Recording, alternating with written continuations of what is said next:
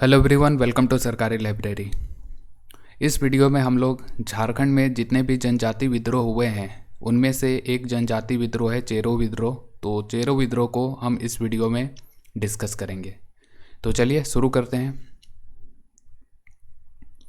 शुरू करने से पहले जो हमारा आई बुक है खोटा भाषा का, आप इसको ज्वाइन कर सकते हैं। यहाँ से खोटा भाषा और साहित्य CGL के सिलेबस के अकॉर्डिंग पूरा आपको कंप्लीट मिल जाएगा। और इसको ज्वाइन करेंगे तो आप साथ ही कंप्यूटर भी पढ़ सकते हैं और झारखंड जीके का भी बेहतरीन नोट्स पढ़ सकते हैं। अभी जो है आज ही बहुत सारा कंटेंट झारखंड जीके का भी अपलोड किया गया है, तो वो सारा चीज़ पढ़ सकते हैं। और यहाँ पे जितना भी लेक्चर हम लेते हैं तो वो सारा चीज़ भी वहीं पे आपको मिलेगा। ये खोटा आई बुक सरकारी लाइब्रेरी आई बुक को ज्वाइन करते हैं तो उसी में, तो आप इसको ज्वाइन कर सकते हैं। तो चलिए देखते हैं चेरो विद्रोह के बारे में पूरे डिटेल में। तो सबसे पहले याद रखिए कि जो ये चेरो विद्रोह है तो ये 2 चरणों में हुआ था। जो पहला चरण इसका चला था तो ये 1770 में शुरू हुआ था और 71 में ही ख़त्म हो गया था। इसके बाद फिर से जो दूसरा चरण है चेरो विद्रोह का, तो ये शुरू हुआ था 1800 ईस्वी में और 1819 ईस्वी तक चला था।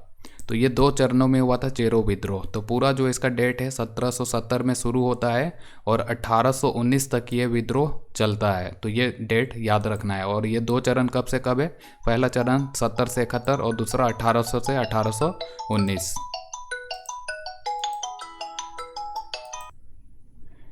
तो चेरो विद्रोह का पहला चरण देखते हैं हम। सबसे पहले याद रखिए कि जो पहला चरण हुआ था चेरो विद्रोह, तो इसका कारण क्या था?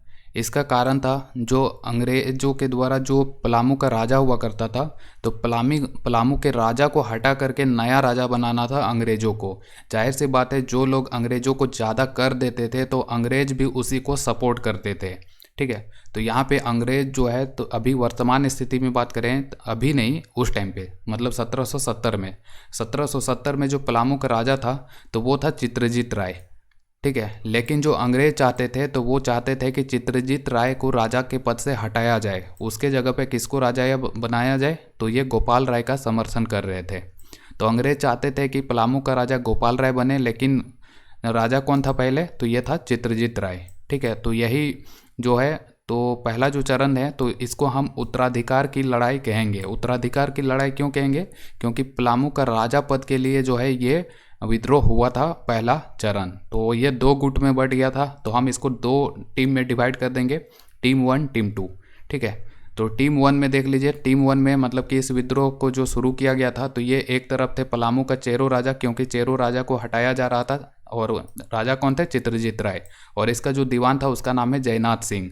तो इन्हीं दोनों और इसके जो सपोर्टर हैं तो उनके द्वारा ये विद्रोह शुरू किया गया था। और विद्रोह किसके खिलाफ किया गया था? टीम 2 के खिलाफ। टीम 2 में कौन कौन है? तो ये अंग्रेज थे। और अंग्रेज किसको सपोर्ट कर रहे थे? गोपाल राय को सपोर्ट कर रहे थे। और अंग्रेजों का जो नेतृत्व किया गया था, ये कौन सा अंग्रेज अधिकारी था जिसके द्वारा अंग्रेजों का नेतृत्व किया गया था? तो ये है जैकब कैमक। जैकब याद भी रखेंगे तो ऑब्जेक्टिव जो क्वेश्चन होता है तो वो आसानी से टिक लगा सकते हैं। ठीक है, तो जैकब याद रखिए। तो ये जो है, ये उत्तराधिकार का जो लड़ाई है तो ये 2 भाग में बट गया। टीम 1 में हो गया पलामू का वर्तमान जो चेरो राजा है चित्रजीत राय और उसका दीवान जयनाथ सिंह, और टीम 2 में हो जाएगा अंग्रेज और गोपाल राय। और ये विद्रोह जो होगा तो दोनों के बीच में फिर लड़ाई होगा, दोनों टीम के बीच में। और फाइनली जो रिजल्ट है, जो जीतता है वो जीतेगा अंग्रेज। ठीक है, तो अंग्रेज जीतेंगे, और अंग्रेज जीतेंगे तो वो जाहिर सी बात है वो चाहते थे कि गोपाल राय को राजा बनाया जाए। तो पलामू का किले पे अंग्रेज फिर कब्जा कर लेंगे, और जो पलामू का नया राजा है तो ये बना दिया जाता है अंग्रेजों के द्वारा गोपाल राय को। और ये घोषणा होता है 1 जुलाई 1771 ईस्वी को। तो इस तरह से यहाँ से देख सकते हैं कि 1770 में जो है पलामू का जो चेरो विद्रोह का जो प्रथम चरण है वो शुरू किया जाता है चित्रजीत राय और जयनाथ सिंह के द्वारा, और ये समाप्त होता है 1771 ईस्वी में गोपाल राय को अंग्रेजों के द्वारा नया राजा बना दिया जाता है। और याद रखना है कि अंग्रेजों का जो नेतृत्व है तो ये जैकब कैमक के द्वारा किया गया था। क्योंकि जो विद्रोह है तो उसका दमनकर्ता के बारे में एग्जाम में पूछा जाता है। तो यहाँ पे याद रखें कि जो पहला चरण है चेरो विद्रोह का, उसका दमनकर्ता का नाम है जैकब कैमक। तो ये पहला चरण जो है यहीं पे समाप्त हो जाता है। और इसी के पैरेलल में जो है झारखंड में एक जनजाति विद्रोह हुआ था, भोक्ता विद्रोह। तो भोक्ता विद्रोह जो है तो ये जो चित्रजीत राय है तो उसका जो दीवान था जयनाथ सिंह, तो उसी के द्वारा किया गया था।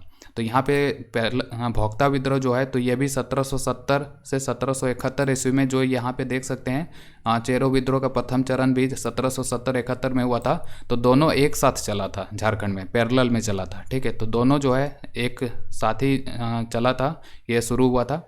और ये जो भोक्ता विद्रोह है तो इसका नेतृत्व किया गया था चेरो राजा जो चित्रजीत राय है, तो उसका जो दीवान था जयनाथ सिंह, तो वो उसका पूरा नाम है जयनाथ सिंह भोक्ता, इसी के द्वारा शुरू किया गया था। वैसे इसको सहयोग मिला था भोक्ता लोगों का, जो इसके कास्ट के जो लोग थे भोक्ता लोग, और चेरो लोगों का साथ मिला था। तो भोक्ता विद्रोह का जो नेतृत्व करता है तो उसका नाम याद रखिए, जयनाथ सिंह भोक्ता है।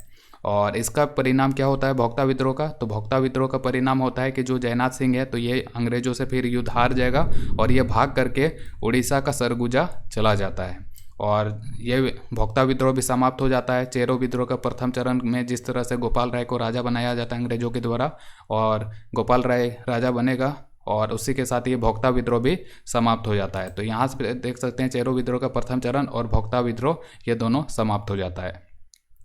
इसके बाद चेरो विद्रोह का द्वितीय चरण।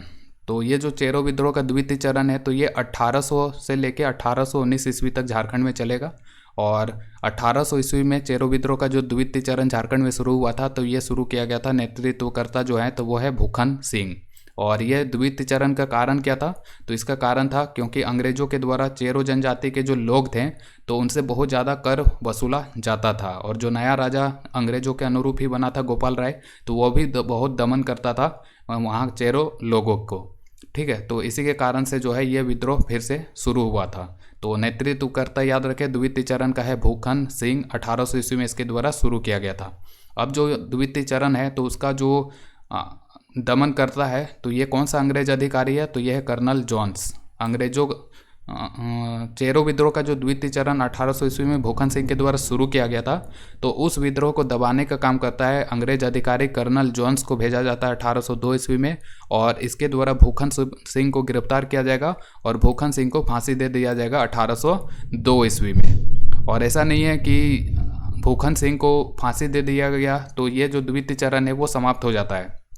उसके बाद भी ये आंदोलन जो है, जो ये विद्रोह है द्वितीय चरण चेरो विद्रोह का, तो वो जारी रहता है। और इसको पूरी तरह से ख़त्म करने के लिए अंग्रेजों के द्वारा जो है एक झारखंड में जमींदारी पुलिस बल का गठन किया जाता है।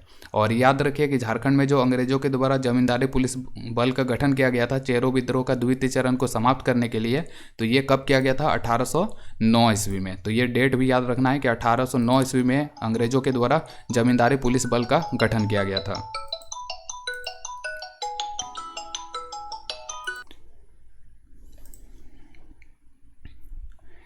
इसके बाद देखिए जो पलामू का चेरो वंश का जो अंतिम राजा है तो उसका नाम है चूड़ामन राय। और पलामू के चेरो वंश का जो अंतिम राजा चूड़ामन राय है तो उसके द्वारा भी अंग्रेजों को कर दिया जाता था, लेकिन धीरे धीरे जो कर है तो वो बहुत ज़्यादा हो जाता है और वो चुकाने में असमर्थ हो जाता है।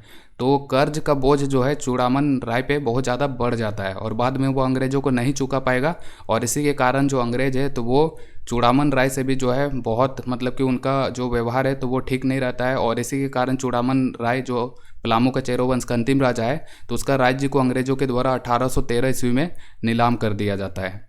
और नीलाम करने के बाद जो इसका राज्य है तो ये 1815 ईस्वी में बेच दिया जाएगा। देव का जो राजा है घनश्याम सिंह तो उसको बेच दिया जाता है, और इस तरह से जो चेरो राजवंश है तो वो समाप्त हो जाता है।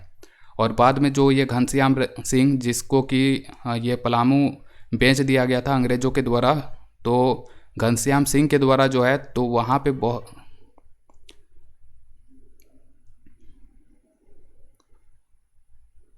जो घनश्याम सिंह है तो ये भी वहाँ के लोगों पे बहुत सारा अत्याचार करेगा, और वहाँ के जो पलामू के जो जागीरदार थे तो उनका जागीरदारी को भी ये बेचना शुरू कर देगा। और फिर से जो है 1817 ईस्वी में अंग्रेजों के विरुद्ध फिर से विद्रोह शुरू हो जाएगा, ये चेरो विद्रोह। और 1817 में फिर से जो चेरो विद्रोह शुरू करेगा तो ये किसके द्वारा शुरू किया जाता है? चैनपुर का जो ठाकुर है राम बकस सिंह, तो इसके द्वारा, और जो रंका का शिव प्रसाद सिंह है, तो ये दोनों जो है जागीरदार हैं। इन्हीं के द्वारा फिर से 1817 ईस्वी में अंग्रेजों के खिलाफ विद्रोह शुरू किया जाएगा। तो याद रखें 1817 में फिर चेरो विद्रोह का जो नेतृत्व करता है तो ये कौन है? चैनपुर का ठाकुर रामबखत सिंह और रंका का शिव प्रसाद सिंह। और इसका जो दमन करता है 1817 में जो ये शुरू हुआ था, तो इसका दमन करता है अंग्रेज अधिकारी रफसेज। और रफसेज के द्वारा जब जो 1817 में फिर से विद्रोह शुरू हुआ था तो उसको पूरी तरह से दबा दिया जाता है और पलामू पे अधिकार कर लिया जाता है। और 1819 ईस्वी में अंग्रेज़ों ने पलामू को अपने अधिकार में ले लेंगे और शासन का जिम्मेदारी है जो है पलामू का, तो वो सौंप देंगे ये देव का राजा घनश्याम सिंह को। ठीक है, तो इस तरह से जो चेरो विद्रोह है तो ये अलग अलग समय काल में जो है लोगों के द्वारा इसमें भाग लेते हैं।